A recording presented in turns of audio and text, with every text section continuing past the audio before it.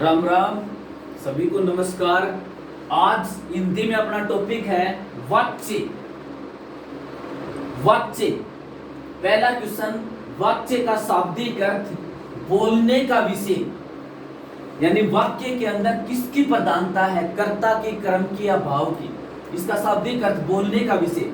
फिर देखो इसकी परिभाषा, क्रिया के जिस रूप के द्वारा यह पता चले कि क्रिया का मुख्य विषय कर्ता है, कर्म है अथवा भाव है, उसे वाच्य कहते हैं। क्रिया के जिस रूप के द्वारा यह पता चले कि क्रिया का मुख्य विषय कर्ता, कर्म अथवा भाव में से कौन सा है। इसका मतलब क्या हुआ, वाक्य में क्रिया कर्ता के अनुसार आई है या कर्म के अनुसार आई है या भाव के अनुसार आई है, इसी संबंध को वाच्य कहते हैं। अब देखो यहाँ पर ये बात क्लियर होगी। जैसे सचिन खेल रहा है, यहाँ पर खेलना क्रिया को करने वाला कर्ता सचिन, तो यहाँ खेलना का मुख्य विषय सचिन है। मुख्य विषय सचिन है का मतलब सचिन के अनुसार रहा है, खेल रहा है।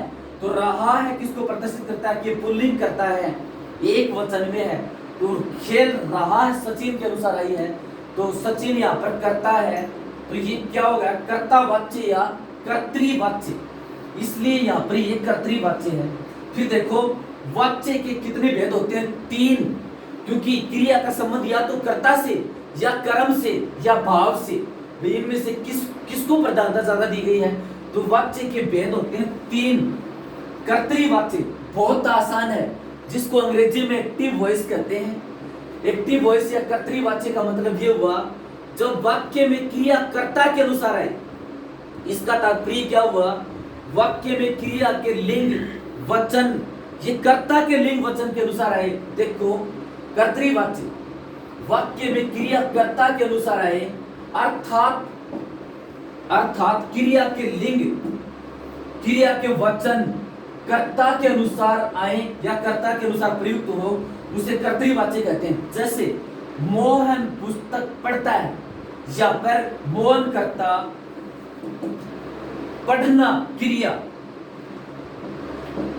क्रिया, तो मोहन एक वचन है, इसलिए पढ़ता क्रिया एक वचन में आई। फिर देखो इसके बाद में मोहन पुल्लिंग में है, तो देखो ये पढ़ता क्रिया भी पुल्लिंग में आई, पूर्णगुण है। अब देखो पढ़ना क्रिया मोहन के अनुसार, इसके लिंग के अनुसार, इसके वचन के अनुसार इस तरह से प्रयुक्त हुई, तो ये कर्तृवाच्य हो गया। फिर सीता पुस्तक पढ़ती है, या पर सीता कर्ता, पढ़ना क्रिया, तो पढ़ना जब मोहन था तो पढ़ता बना, सीता स्त्रीलिंग में है तो क्रिया पढ़ती बनी। सीता पुस्तक पढ़ती है, यहाँ पर पढ़ती सीता के अनुसार आई। वे पुस्तक पढ़ते हैं, यहाँ पर वे बहुवचन में है, तो पढ़ना क्रिया का भी वचन बदल गया। पढ़ना क्रिया जब राम पुस्तक पढ़ता है, राम एक वचन है तो ता है आई। वे बहुवचन में है तो पढ़ते हैं, इस तरह से प्रयुक्त हुई। वे पुस्तक पढ़ते हैं तो बहुवचन करता आ गया, तो क्रिया भी बहुवचन में बदल गई। ये कर्तृवाच्य का यही मतलब, जब क्रिया कर्ता के अनुसार है।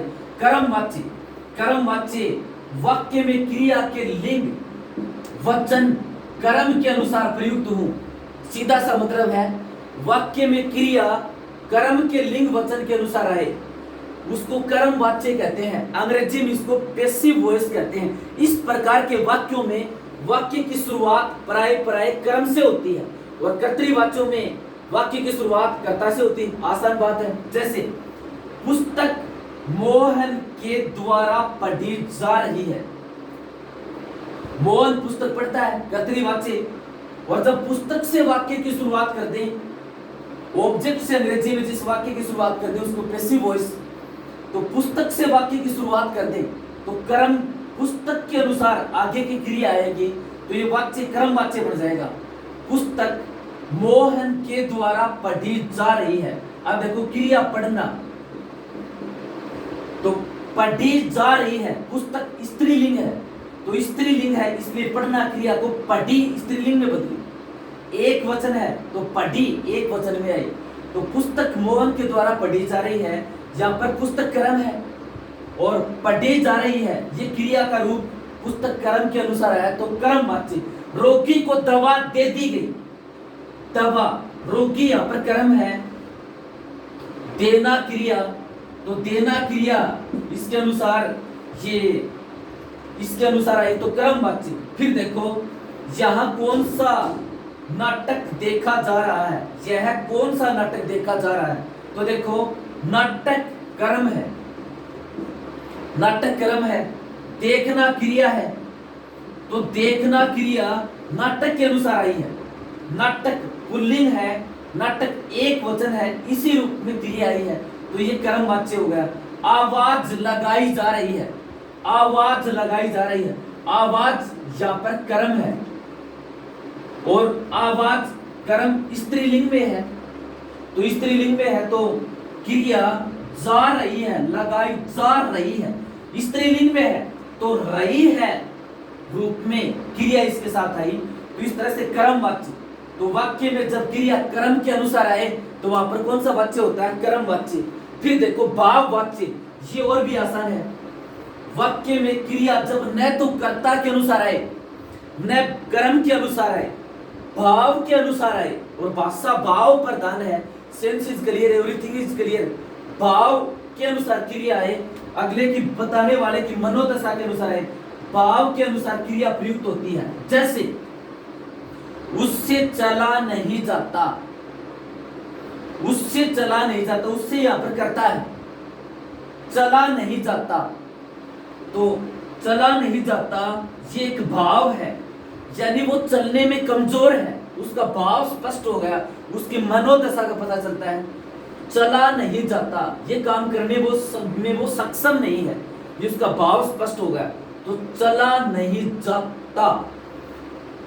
चलिए अब यहां से चला जाए, कोई आदमी बैठे हैं उसकी मनोदशा प्रकट होती है कि चलिए अब यहां से चला जाए, यानी अब यहां ज्यादा देर बैठना ठीक नहीं। उससे भागा नहीं जाता, इसका मतलब क्या हो गया, वो भागने में समर्थ नहीं है, ये उसकी मनोदशा प्रकट होगी। अब मुझसे रहा नहीं जाता या अब मुझसे सहा नहीं जाता, यानी अब मुझसे रहा नहीं जाता कि वो यहाँ पर ज्यादा समय तक रह लिया, वो अब मैं यहाँ नहीं रह सकता, उसकी मनोदशा प्रकट होती है। अब मुझसे रहा नहीं जाता, इसका भाव को प्रदर्शित करता है। शर्म के मारे उससे ऊपर देखा भी नहीं जाता, तो शर्म के मारे इस वाक्य में ये भाव छुपा हुआ है कि वो ऊपर देखने में शर्मिंदा है, उसे ऊपर देखा भी नहीं जाता। ये इस तरह से तीसरा, जब क्रिया भाव के अनुसार हो तो वो भाव वाच्य होता है। फिर देखो इनमें से कुछ महत्वपूर्ण देखते हैं। सारांश इसका, भाव वाच्य में कर्ता के साथ पराये से लिखा रहता है, बहुत इंपॉर्टेंट बात। भाव वाच्य में मुझसे, उससे, राम से, सीता से, भाव वाच्य में कर्ता के साथ पराये से लिखा रहता है, उससे, मुझसे, राम से, ये इस प्रकार के शब्द। भाव वाच्य में क्रिया सदैव एक वचन पुल्लिंग अन्य पुरुष में होती है। भाव वाच्य में क्रिया सदैव एक वचन पुल्लिंग व अन्य पुरुष में होती है, यानी भाव वाच्य में क्रिया बहुवचन में नहीं होती, हमेशा एक वचन पुल्लिंग व अन्य पुरुष में होती है। कर्म वाच्य में क्रिया सदैव सकर्मक होती है, साधारण सी बात है। कर्म वाच्य तभी तो होगा, कर्म से वाक्य की शुरुआत जब कर्म वाक्य में होगा तभी तो क्रिया कर्म के अनुसार आएगी। तो कर्म वाच्य में क्रिया सदैव सकर्मक होती है, जबकि कर्तृवाच्य में क्रिया अकर्मक भी हो सकती है।